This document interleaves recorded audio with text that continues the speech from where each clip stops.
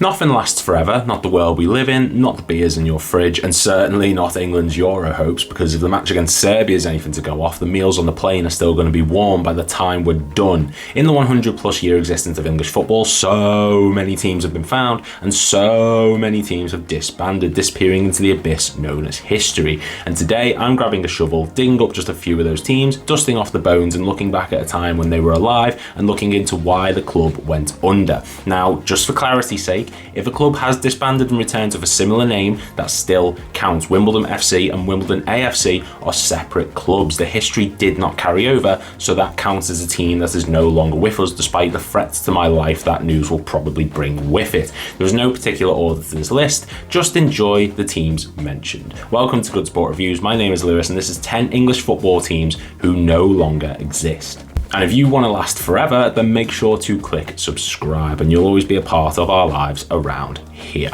Number 10, Chester City FC. Chester City FC endured a rocky start to life. After the amalgamation of Chester Rovers and Old Kings Scholars FC in 1885, the club spent 5 years playing only friendly matches and the occasional cup game in order to build their stock and possibly gain entry into a division. This finally happened in 1890 when they joined the Combination League, in which they finished third 3 times. Since then, the club seemed in a pretty stable position in Division 3 North, never finishing outside the top 10 throughout the 1930s, and also winning the Welsh Cup for the second time in 1933, beating Wrexham. They went on to win 3 of these trophies, as well as a Conference League Cup in 2001, and they even got as high as the Football League Division 2, which later became known as the Championship.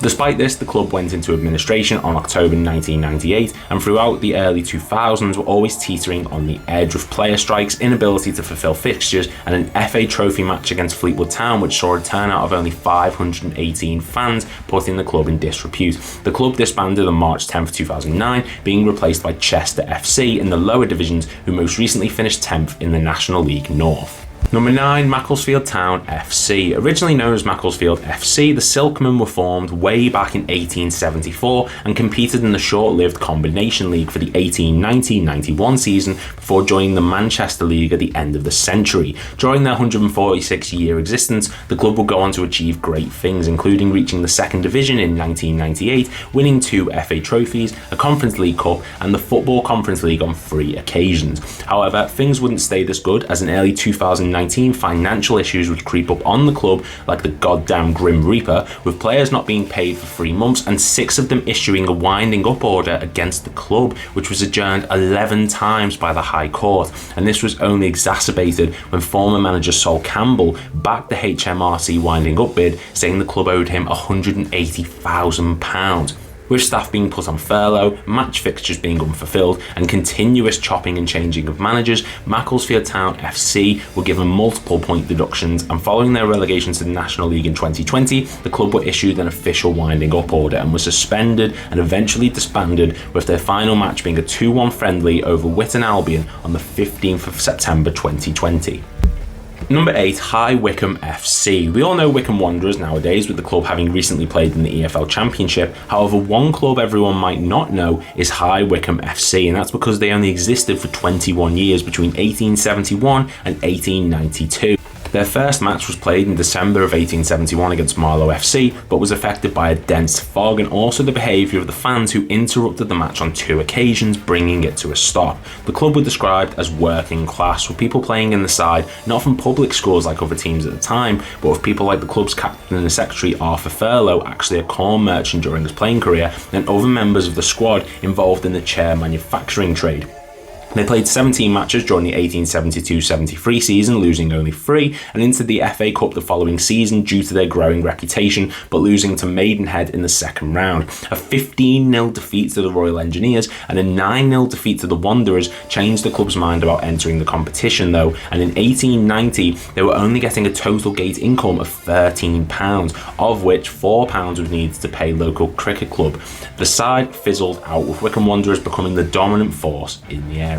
Number 7, Moor Green FC. The first 2 entries on the list were relatively well known, but we're going down to the lower divisions for this one. Moor Green FC were founded back in 1901 in the Hall Green area of Birmingham, and in 2007 they merged with Solihull Borough to form what we now know as Solihull Moors, who play in the National League, finishing 5th last season. Moor Green didn't play competitive football until 1922 when they joined the Birmingham AFA, an amateur football league founded back in 1908. In 1936 they were crowned champions and joined the Central Amateur League, which they were champions of for all 3 seasons they played in it. After World War II, they joined the Birmingham Combination, bounced around multiple divisions after struggling for a while, before finally settling in the Southern League in 1983. Unfortunately, their 3,250 capacity stadium, the Moorland, was severely damaged during an arson attack in 2005, and because of the financial ramifications of this, they applied for their merger with Solihull Borough in 2007.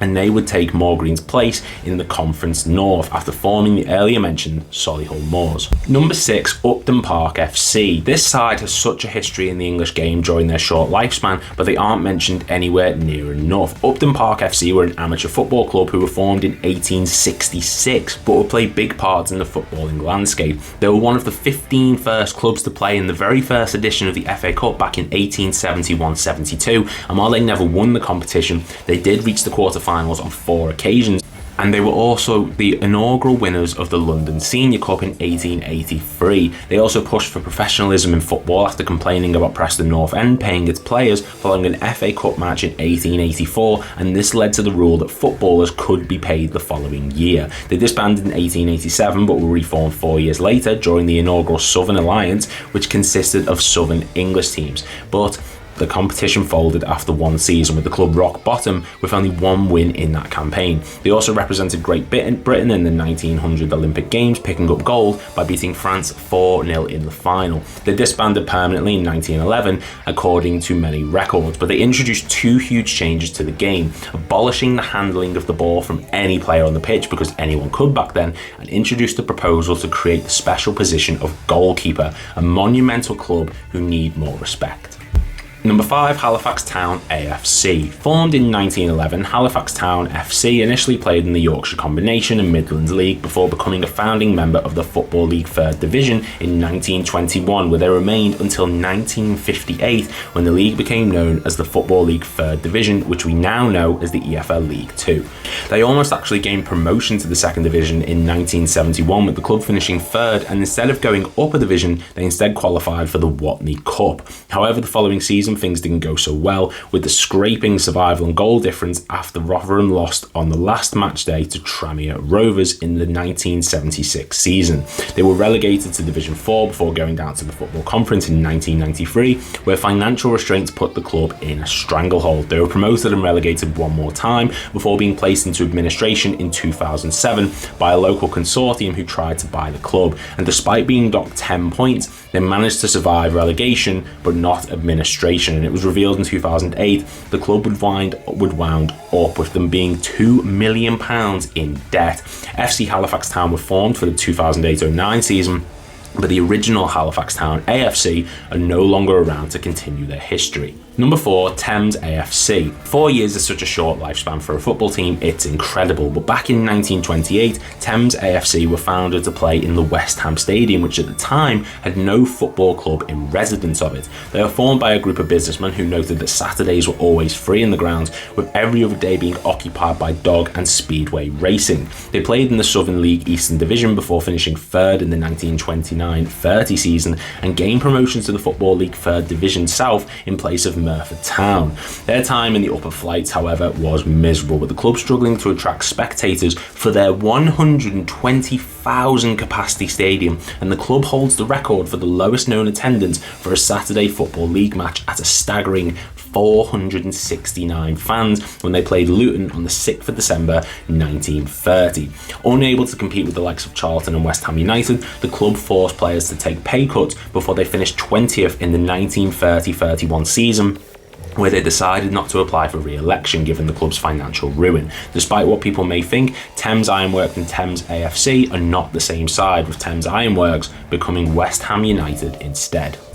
Number 3, the Zulus, one of the most fascinating clubs' history in England. The Zulus were formed back in 1879 in Sheffield, with a team established to raise funds for the wives and soldiers killed in the Zulu War. At the time, many of the players were taken from local teams, with the players wearing all black kit and decorating themselves with beads and feathers, and they used Zulu names instead of their own ones. And following the success of the charity matches, they went on a country-wide tour. During this period, they played Chesterfield, Barnsley, Nottingham and Derby. However, the club came under scrutiny as it transpired that players were receiving payment for the matches, and a charity cup final was even cancelled because of the amount of players banned because of this. The cup were undefeated during their time. However, they were forced to disband in 1882 by the Sheffield FA, and this helped lead to the legalisation of professionalism of football in 1885, allowing players to be paid for their services. A short-lived team with an incredible mark left on the English landscape. Number 2, Brentwood FC. This club was founded in under a fortnight, and yes, it's taken over 2 years for City to be found guilty. Let that sink in. Brentwood FC were founded in 1877, playing their first match on the 6th of October against Hendon before they opened up their home ground at the corner of Sawyers Hall Lane 1 week later.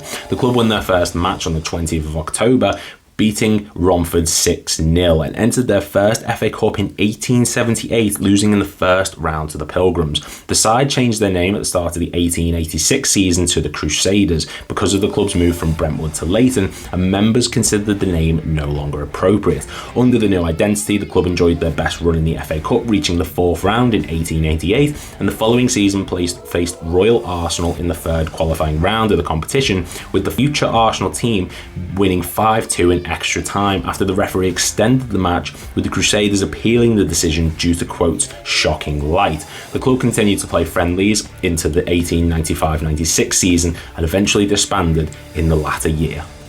Number 1, Maidstone United FC. Maidstone United FC existed from 1897 to 1992 and played in the Football League 4th Division from 1989 until their demise.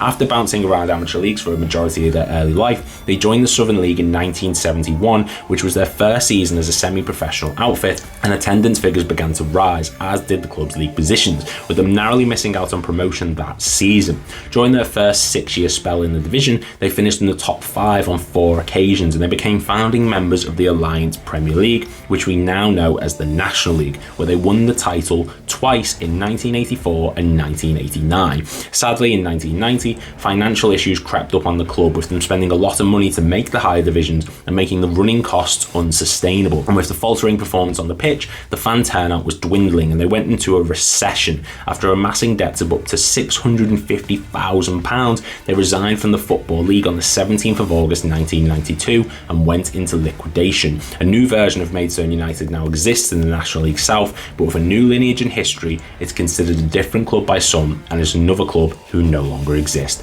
And that's our list. If you are new around here, please make sure to click a like and subscribe, and if there's any teams I've missed and I can use in future videos, make sure to leave them in the comments down below. Thank you very much for watching, and I will see you all in the next video.